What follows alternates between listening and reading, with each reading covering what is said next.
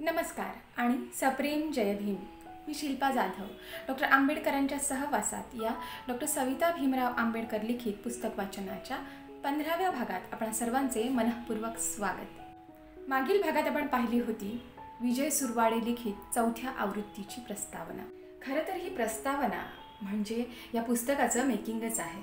या भागात आपण पाहणार आहोत विजय सुरवाडे यांचा माईंच्या विरोधकांशी झालेला संवाद, चर्चा आणि युक्तिवाद. BC तथा बापूसाहेब कांबळे यांच्याशी विजय सुरवाडे यांचा झालेला संवाद, युक्तिवाद आणि चर्चा आपण पाहू. बापूसाहेबांना माझ्या संग्रहाबद्दलची माहिती कळली आणि त्यांनी स्वतः मला फोन करून माझ्या घरी येण्याची तसेच माझा संग्रह पाहण्याची इच्छा प्रदर्शित केली आणि मी त्यांना आनंदाने संमती दिली. त्यानुसार 8 फेब्रुवारी 1985 रोजी ते माझ्या घरी कल्याणला आले. त्यावेळी मी तथागत निवास, जगतापवाडी, तिसगाव नाका रोड, कल्याण पूर्व येथे चाळीत राहत होतो. सकाळी 10-10:30 वाजता रेल्वे स्टेशनच्या पुलावर भेटण्याचे ठरविण्यात आले होते. मी वेळेवर पोहोचलो, परंतु बापूसाहेब मी पोहोचण्याआधीच माझी वाट पाहत थांबले होते. त्यामुळे मला अपराधीपणा वाटला. त्यावेळी पूर्वेत रिक्षा नव्हत्या. रेल्वेचा बोगदा व मालगाडीच्या डब्यांचे शटिंगचे रूळ ओलांडून जावे लागत असे. आंबेडकरी चळवळीतील एक महत्त्वाचे नेते व जनता पत्राचे बाबासाहेबांनीच नेमलेले संपादक, विधानसभा व संसद गाजवणारे संसदपटू तसेच बाबासाहेबांचा प्रत्यक्ष सहवास लाभलेले सहकारी वाटेतील हे अडथळे पार करीत माझ्यासोबत माझ्या घरी आले. दिवसभर त्यांनी माझ्या संग्रहातील बाबासाहेबांचे फोटो, संदर्भ, बाबासाहेबांच्या पत्रव्यवहाराच्या फायली पाहून त्यांना हव्या असलेल्या फोटोंच्या मागे संदर्भ व पत्रांवर पेन्सिलने खुणा केल्या. ते फोटो व कागदपत्रांच्या झेरॉक्स प्रती मी त्यांना नंतर स्वखर्चाने त्यांच्या आदर्शनगर वरळीच्या निवासस्थानी पोहोचत्या केल्या. त्यांनी उपयुक्त छायाचित्रे पुरवल्याचा माझा उल्लेख 2ऱ्या खंडात केला आहे, परंतु कागदपत्रे दिल्याचा उल्लेख नाही. त्यांच्या सर्व खंडांच्या मुखपृष्ठाची छायाचित्रे माझ्या संग्रहातील आहेत. 8 फेब्रुवारी 1985 रोजी पूर्ण दिवस ते माझ्या घरी होते. दिवसभर चर्चा सुरू राहिली. चर्चेदरम्यान मी त्यांना स्पष्टपणे विचारले की साहेब, माईसाहेबांनी बाबासाहेबांना विष देऊन मारले असा तुमचा आरोप आहे का? मी प्रश्न विचारला खरा, पण मनात धाकधूक वाटली की कदाचित ते चिडतील. बापूसाहेबांनी त्यांच्या नेहमीच्या स्टाईलने दोन्ही हात आणि पंजे एकमेकांविरुद्ध हलवून शांतपणे उत्तर दिले की मुळीच नाही. आमचं म्हणणं एवढंच होतं की बाबासाहेबांना जी ट्रीटमेंट दिली जात होती आणि जे डोस दिले जात होते ती ट्रीटमेंट व डोसचे प्रमाण योग्य होते काय याची तपासणी तज्ज्ञ डॉक्टरांच्या टीमशी करून तो रिपोर्ट प्रसिद्ध करावा. त्याच दिवशी रात्री जेवताना मी त्यांना प्रश्न केला की साहेब, तुम्हाला बाबासाहेबांसोबत जेवणाचे अनेक प्रसंग आले असतील. त्यावर त्यांनी उत्तर दिले, एकदाही नाही. तत्कालीन इतर नेत्यांच्या तुलनेत मी एकदम ज्युनियर आणि बाबासाहेबांशी सर्वात कमी संबंध आलेला सहकारी. त्याच चर्चेदरम्यान मी बापूसाहेबांना म्हणालो की साहेब, आपणास खुद्द बाबासाहेबांनीच 1948 साली जनता पत्राचे संपादक नेमले होते.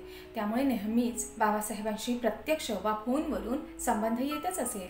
त्यावर ते म्हणाले, संपादकाचे पूर्ण स्वातंत्र्य मला होते, त्यामुळे त्यांचा संबंध येण्याचा प्रश्नच नव्हता. त्यांचा फक्त एकच आग्रह असायचा की त्यांची भाषणे छापण्यापूर्वी त्यांना दाखविली पाहिजेत. त्यावर मी म्हणालो, या निमित्ताने तरी भेटी झाल्या असतीलच ना? ते म्हणाले, संबंध अगदीच कमी आले, कारण मी स्वतः घेऊन जात नसे. कोणी राजगृहावर जात असेल त्याच्या हाती पाठवत असे, पण हे त्यांचा मुक्काम मुंबईत असला तरच शक्य होतं, अन्यथा दिल्लीला पोस्टाने पाठवावे लागत असे. त्यामुळे माझा प्रत्यक्ष संबंध क्वचितच आला. किती हा प्रामाणिकपणा! बापूसाहेबांच्या प्रामाणिकपणाबद्दल, आंबेडकरी निष्ठेबद्दल व तत्वनिष्ठेबद्दल थोर नेते SM जोशींनी माझ्याजवळ अनेक वेळा गौरवोद्गार काढले होते. मी नेहमी माझ्या अनुभवावरून म्हणतो की बाबासाहेबांच्या सहवासात आलेल्या अनेक नेत्यांना, सहकाऱ्यांना व कार्यकर्त्यांना भेटण्याचे भाग्य मला लाभले. त्यात माईसाहेब आंबेडकर, बापूसाहेब कांबळे व SS रेगे या 3 मान्यवर व्यक्ती अत्यंत प्रामाणिक आढळल्या. कारण त्यांनी कुठलीही गोष्ट खोटी तर सांगितली नाहीच, कधीही श्रेय लाटण्याचा मोठेपणा सांगितला नाही आणि त्यांनी जे काही सांगितले असेल त्याची प्रचिती, संदर्भ, पुरावा या आठवणींची सत्यता मला इतरत्र आढळून आली असे मी निश्चितपणे म्हणू शकतो. त्यानंतर बापूसाहेब आणखी 2दा माझ्या घरी आले. एकदा त्यांची कन्या सोबत होती. त्यावेळी आम्ही सर्व बदलापूरला गेलो होतो. तिथे जमिनी संबंधीचे काही काम होते, कोर्ट मॅटर होते. माई संबंधीची भूमिका त्यांनी पहिल्याच भेटीत स्पष्ट केली होती. तसेच मी त्यांना बुद्ध आणि त्यांचा धम्मची प्रस्तावना, सिम्बॉयसिसचे स्मारक 1956 ते आता पावेतो माईंनी केलेले कार्य, बौद्धांच्या सवलती, बौद्धांसाठी स्वतंत्र कायदा, जनगणनेत बौद्ध म्हणून नोंद करण्याचे आवाहन याबद्दल जाणीव करून दिली होती. त्यामुळे त्यांच्या दुसऱ्या व तिसऱ्या भेटीत माईंचा विषय निघण्याचे काहीही कारण नव्हते. त्यांचे आणि माझे संबंध त्यांच्या निर्वाणापर्यंत जिव्हाळ्याचे राहिले. विजय सुरवाडे यांची शंकरानंद शास्त्री यांच्याशी झालेली भेट, त्यांच्याशी झालेला संवाद आणि चर्चा आपण आता पाहू. साधारणपणे 1977 साली बंगलोरहून निघणाऱ्या दलित व्हॉइस या इंग्रजी मासिकात शंकरानंद शास्त्री यांचा बाबासाहेबांवरील एक लेख माझ्या वाचनात आला. त्यांना बाबासाहेबांचा प्रदीर्घ सहवास दिल्लीत लाभल्याचे कळल्यावर मी त्यांना पत्र लिहिले. ते भारत सरकारच्या सेवायोजन कार्यालयात डायरेक्टर या पदावर कार्यरत होते. माझ्या पत्राला त्यांनी उत्तर पाठविले. तेव्हापासून आमचा नियमित पत्रव्यवहार सुरू झाला. मला असे कळले की भारत सरकारच्या माहिती व प्रसारण मंत्रालयाच्या अखत्यारीत असलेल्या फोटो डिव्हिजनमध्ये बाबासाहेबांचे काही मूळ फोटो, ओरिजिनल फोटोज उपलब्ध असून विहित रक्कम भरून त्यांच्या कॉपीज विनंतीवरून मिळतात. तेव्हा मी त्यांना बाबासाहेबांचे तिथले तसेच त्यांच्या वैयक्तिक संग्रहातील फोटो पाठवण्याची विनंती केली. ती त्यांनी आनंदाने मान्य करून मला 8-10 फोटो रेजिस्टर पोस्टाने स्वखर्चाने पाठवून दिले. त्यात प्रामुख्याने गांधीजींची 30 जानेवारी 1948 रोजी नाथुराम गोडसे यांनी गोळ्या घालून हत्या केल्यानंतर बाबासाहेब गांधींच्या अंत्यदर्शनासाठी गेले असतानाच्या 2 ऐतिहासिक फोटोंचा समावेश होता. त्यानंतर ते कधी त्यांच्या जावयाच्या माझगाव येथील घरी तर कधी बँकेत येऊन मला भेटत असत. ते बाबासाहेबांनी स्थापलेल्या दी बुद्धिस्ट सोसायटी ऑफ इंडियाचे ट्रस्टी तसेच पीपल्स एज्युकेशन सोसायटीच्या गव्हर्निंग बॉडीचे पदाधिकारी होते. त्यामुळे त्यांचे मुंबईत नियमित येणे जाणं होत असे. मुंबईत आल्यावर मला भेटल्याशिवाय ते जात नसत. ते माईंचे कट्टर विरोधक होते, तरीही माझ्याशी अगदी आपुलकीने वागत आणि अत्यंत मोकळेपणाने हिंदी वा इंग्रजीत बोलत, अनेक गोष्टी उघडपणे कुठलाही आडपडदा न ठेवता सांगत. अनेक भेटीत वेळोवेळी झालेल्या चर्चेत त्यांनी अनेक गोष्टी स्वतःहून सांगितल्या आणि कबूल केल्या. त्या अशा: सोहनलाल शास्त्री, रट्टू आणि यशवंतराव यांचा असा समज होता की माईंनी खूप पैसा दाबून ठेवला असावा. त्यासाठी माईंचे लोखंडी कपाट आजही ते पुण्यातील सिम्बॉयसिसच्या डॉक्टर आंबेडकर म्युझियममध्ये आहे. हे कपाट तपासून पाहायचे होते, पण संधी मिळत नव्हती. पुढे 6 डिसेंबर 1956 रोजी बाबासाहेबांचे महापरिनिर्वाण झाले. त्यांचे पार्थिव मुंबईला आणून राजगृह येथे अंत्यदर्शनासाठी ठेवले. त्यावेळी माईंनी आपली पर्स स्वयंपाकी सुदामा गंगावणे याच्याकडे सांभाळण्यासाठी दिली आणि ती संधी आयतीच चालून आली, कारण सुदामाला या मोहिमेत आधीच सामील करून घेतले होते. या संदर्भात माईंनी आपल्या आत्मचरित्रात लिहिले आहे की त्यावेळी अंत्ययात्रा निघण्यापूर्वीच राजगृहावर मी माझी पर्स आमचा स्वयंपाकी सुदामा याच्याजवळ सांभाळण्यास दिली. मात्र पर्समध्ये मला साहेबांनी लग्नापूर्वी भेट दिलेले घड्याळ, कानातील कुड्या, एक अंगठी व दिल्लीतील बंगल्यातील माझ्या कपाटाची चावी इत्यादी मौल्यवान वस्तू काढून ठेवलेल्या होत्या आणि साहेबांचे अंत्यसंस्कार झाल्यावर सुदामाने परत येताना माझी पर्स मला परत दिली. मी आत ठेवलेल्या वस्तू तपासून न पाहता ती पर्स तशीच घेऊन परत घरी आले. पण नंतर जेव्हा मी घड्याळासाठी पर्स उघडून पाहिली तेव्हा मला धक्काच बसला, कारण त्यात मी काढून ठेवलेल्या सर्व मौल्यवान वस्तू चावीसह गायब झाल्या होत्या. ही घटना उल्लेख करण्याचे कारण असे की दिल्ली सेशन्स कोर्टाचे न्यायाधीश CB कपूर यांच्या आदेशानुसार कोर्टाचे लोक बंगल्यातील कपाटे सील करू लागले असता जेव्हा ते माझ्या कपाटाजवळ आले तेव्हा त्यांनी कपाटाची चावी मागितली. मी त्यांना सांगितले की हे माझे वैयक्तिक कपाट असून त्याची चावी माझ्याकडून मुंबईला हरवली आहे. पण आश्चर्याची गोष्ट म्हणजे तत्क्षणी यशवंतने आपल्या खिशातून ती चावी कोर्टाच्या लोकांना दिली. मला आश्चर्याचा मोठा धक्काच बसला.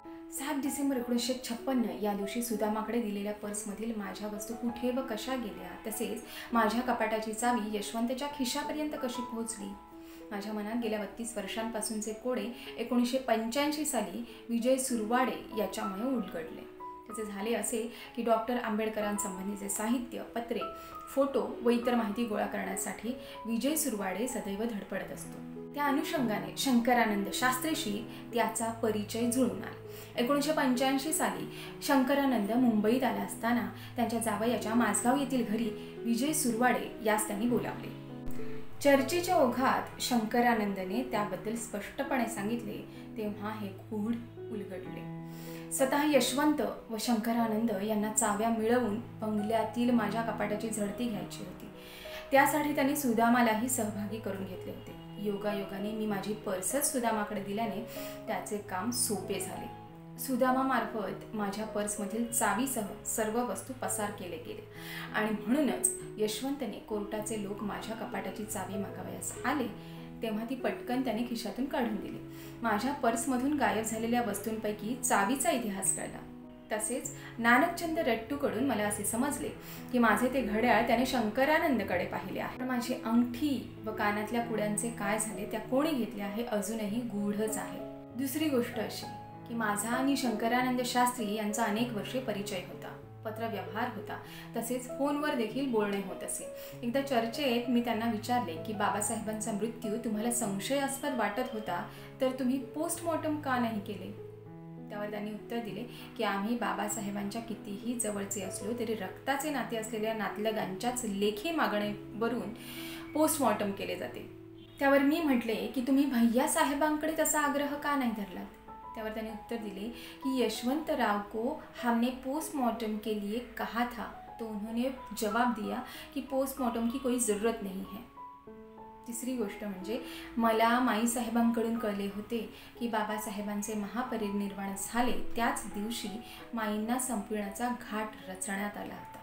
त्याबद्दल दिल्लीत वास्तव्यास असलेल्या भाकरू केळकर यांनी माईंना सावध केले होते हे मला माईंनीच सांगितले. त्याबद्दल मी शंकरानंद यांना एका भेटीत विचारले असता त्यांनी कबुली दिली. उस वक्त मेरे सिर पर भूत सवार था, मैं उसका मर्डर करने वाला था, लेकिन सोहनलाल रट्टू और कई लोगों ने मुझे समझाया कि बाबा साहब का पार्थिव बंगले में है, ऐसे समय कोई अविचार ना करे, अन्यथा कई और उलझने खड़ी हो जाएंगी. ऐसा करने से तुम्हारी बीवी और बच्चों का क्या. विशेष म्हणजे मी माईंच्या जवळचा असूनही शंकरानंद माझ्याशी अत्यंत आपुलकीने आणि जिव्हाळ्याने वागत आणि कुठलाही आडपडदा न ठेवता प्रामाणिकपणे सगळ्या गोष्टी सांगत. प्रत्येक भेटीत मी माईंचे योगदान, बुद्ध आणि त्याचा धम्मची प्रस्तावना, 2 मे 1950 रोजी बाबासाहेबांसह स्वीकारलेले वैयक्तिक त्रिशरण व पंचशील, नागपूरचे ऐतिहासिक धर्मांतर व बाबासाहेबांच्या निर्वाणानंतर केलेले कार्य व समर्पण याची त्यांना मी सदैव जाणीव करून देत होतो.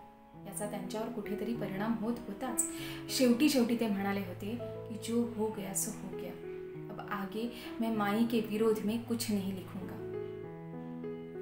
चौथी गोष्ट, शंकरानंद शास्त्री यांनी स्वतःहून कबूल केले होते की त्यांचा सर्वांचा भ्रम होता की माईने खूप पैसा दाबून ठेवला असावा. प्रत्यक्षात तसे नव्हते.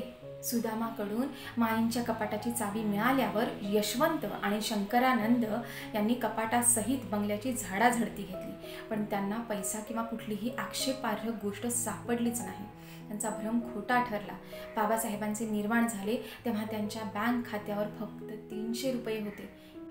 हीच गोष्ट भैयासाहेब आंबेडकरांनी साधारणपणे 1972-73 सालात वडाळा बेस डेपो येथील जयंतीनिमित्त आयोजित जाहीर सभेत डोळ्यात अश्रू आणून सांगितली होती. यावरून बाबासाहेबांची आर्थिक स्थिती किती विदारक होती याची कल्पना येते. परंतु असे असले तरी त्यांनी स्वतःसाठी कधीही कसलीही मागणी केली नाही किंवा अपेक्षाही बाळगली नाही. जनतेकडे त्यांनी पैशाची मागणी केली असती तर सहजपणे जनतेने त्यांना लाखो रुपये दिले असते. परंतु पराकोटीचा स्वाभिमान व आत्मभाव, त्याग, तत्व आणि सामाजिक कळकळीचे महामेरू असलेल्या बाबासाहेबांनी कफल्लक असूनही कधीही कोणापुढेही हात पसरला नाही. बाबासाहेब मंत्री होते, घटना खरडा समितीचे अध्यक्ष होते, पण त्या काळी आत्तासारखे पेन्शन, भत्ते, मानधन अशी कुठलीही सवलत नव्हती हे लक्षात घेतले पाहिजे.